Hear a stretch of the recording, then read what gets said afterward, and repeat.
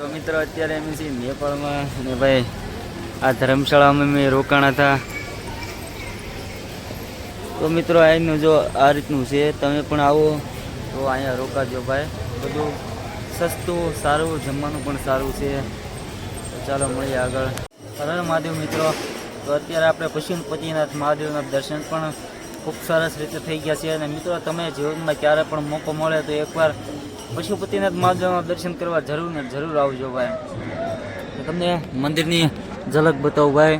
આ છે મંદિરના પાછળની બાજુનો ભાગ છે. અને ભાઈ અહીંયા પણ બનારસ ઘોડી મણિકર્ણિકા ઘાટની જેમ જ ત્યાં અહીંયા પણ અસ્થિ આપણે જે લાશને અહીંયા સળગાવે છે ભાઈ.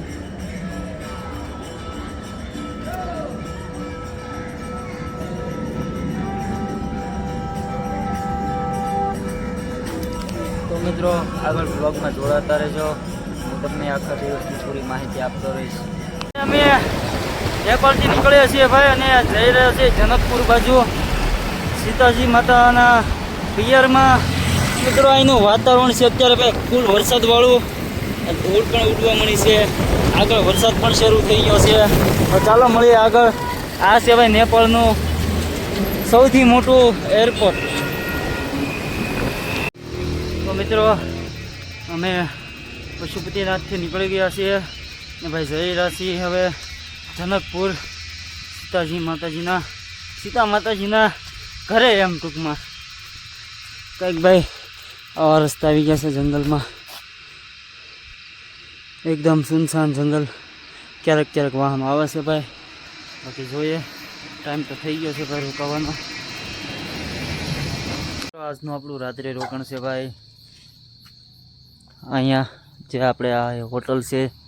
તો મિત્રો યાત્રીઓ માટે સ્પેશિયલ આ કાકાએ રૂમ બનાવેલો છે કે કોઈ પણ યાત્રી બાબા આવે તો એની માટે રોકાવાની વ્યવસ્થા થઈ જાય.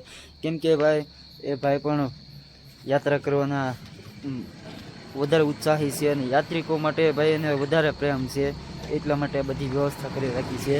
અને મિત્રો આ હોટલમાં જમ્યા અત્યારે બહુ ખૂબ સરસ જમવાનું બનાવેલું હતું. અને મિત્રો પૈસા પણ નથી લીધા. તો આવી રીતે ભાઈ યાત્રા અમારી ચાલતી રહે. બાકી હર હર મહાદેવ. આજનો બ્લોગ અહીંયા જ તે ભાઈ. કાલે સવારે મળીએ નવા બ્લોગ સાથે. હર હર મહાદેવ. શુભ રાત્રિ.